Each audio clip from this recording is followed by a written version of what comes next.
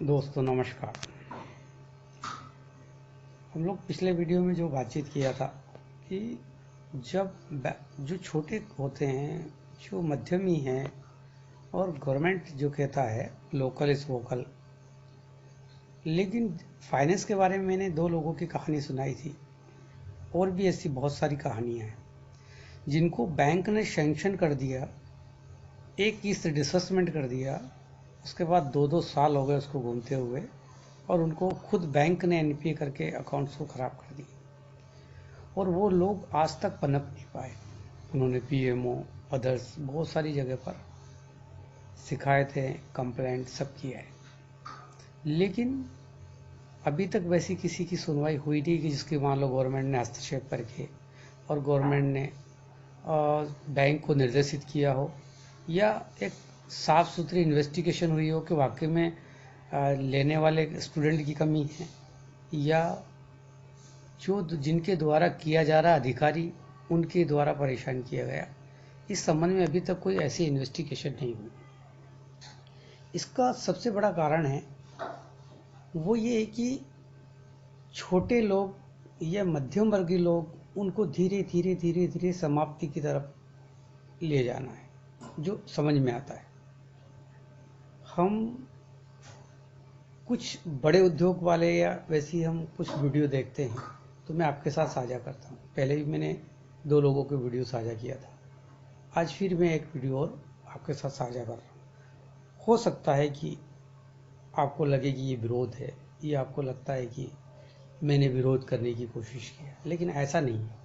इसका दिखाने का मेरा मकसद ये है कि अगर छोटी चीज़ें, मार्केट की चीज़ें उनको इतनी आसानी से मिलेगा, इतनी आसानी से मार्केट उनको मिल जाएगा, तो फिर ये जो लोग हैं, जो सरकार जिनको बोल रही है कि आप लोकल बनाएं और बेचें, मुझे लगता नहीं है कि वो मार्केट में सर्वाइव कर पाएंगे। पहले आप ये वीडियो देखें, फिर हम बात करते हैं। लोकल इज वोकल, और वोकल या लोकल कुछ ऐसा बोला गया था। बाबा जी ने मार दी सेंध। यार एक बात बताओ, जिस देश के अंदर एक छोटा सा व्यापार डालने के लिए, उसकी अनुमतियां लेने के लिए चप्पलें घिस जाती है, वहां बाबा जी को 3 महीने के अंदर अंदर सारी अनुमतियां भी मिल गई। फैक्ट्री में सामान भी बनने लग गया, प्रचार भी होने लग गया, सब शुरू कर दिया बाबा जी ने। बाबा जी, मेरा एक ही सवाल है आपसे। वीरप्पन की जो चंदन की खेप थी, जो वीरप्पन के मरने के बाद सरकार ने पकड़ी थी, वो आपने चीन को बेची थी। वो जो फॉरेस्ट ऑफिसर था उससे आपने ग्रेड कम कराया था, वो ग्रेड ए की चंदन की लकड़ी थी, जो आपने ग्रेड सी करके सरकार से खरीद के और ग्रेड ए में बेची चीन को। अब चीन क्या है कि चंदन की लकड़ी का बड़ा इस्तेमाल करता है, सबको पता है। वो कहानी क्या थी, पहले तो आप वो बताओ, और फिर आप ये बताओ कि आप स्वामी हो, बाबा हो, क्या हो आप? आड़े तिरछे होते रहते हो आप, लोगों की भावनाओं के साथ खेलते हो। चलो मुझे एक चीज बताओ बाबा जी, हमारे शहर आते हो आप अमेरिका में, बड़े बड़े आपके लोग आते हैं, इतने सारे 500,000 लोग, हर एक से आप लेते हो $200, $300 फीस। वो पैसा इंडिया कैसे वापस जाता है? कोई कंपनी डाल रखी है आपने अमेरिका में, या हवाले से वापस पैसा जाता है इंडिया आपका? और फाइनली एक बात बता देता हूँ बाबा जी, आयुर्वेदा पूरी दुनिया में फैला हुआ है, आपका ठेका नहीं है। मैं आपको ऐसी दुकानें यहाँ पे दिखा सकता हूँ जो आयुर्वेदा का सामान आज से नहीं, सालों से बेचती आ रही है अमेरिकन कंपनियां, मगर यहाँ पे हर चीज अप्रूव्ड होती है, उसका हर चीज का क्लिनिकल टेस्ट होता है, तब उसको बाजार में उतारा जाता है। ऐसे तो ना मैंने आज कोई चीज बनाई और बाजार में सबको बोल दिया लो भाई लो भाई लो भाई लो भाई, बच जाओगे हैं मरने से। जिसे आप भावनाओं के साथ खेलते हो। हमारे देश के लोग क्या है, डरे हुए लोग हैं, बेबस है, गरीब है, उनको कुछ भी मिल जाता है, बेचारे वो पकड़ लेते हैं। डूबते को तिनके का सहारा क्या, पुरानी कहावत है ना बाबा जी। तो बाबा जी, वो जो चीन के साथ आपने एक छोटी सी तस्करी करी थी 1600 करोड़ की, छोटी हुई है आज की तारीख में तो अपने देश में, उसकी कहानी क्या है? उस फॉरेस्ट ऑफिसर का सिग्नेचर वाला डॉक्यूमेंट मेरे पास पड़ा हुआ है। बाबा जी, सब अंधे नहीं है और सब बहरे नहीं है, और कुछ देश प्रेमी ऐसे हैं जो देश पर नजर रखते हैं। हम जैसे लोग एक तरह से सैटेलाइट हैं, ऊपर से नजर रखते हैं हम क्या हो रहा है। ठीक है बाबा जी, चलो जय हिंद, भारत माता की जय। अभी आपने देखा कि इसमें बहुत सारी चीज़ें तो ऐसी जो आपके समझ में नहीं आई होगी, ये मैं आपको समझा नहीं पाया।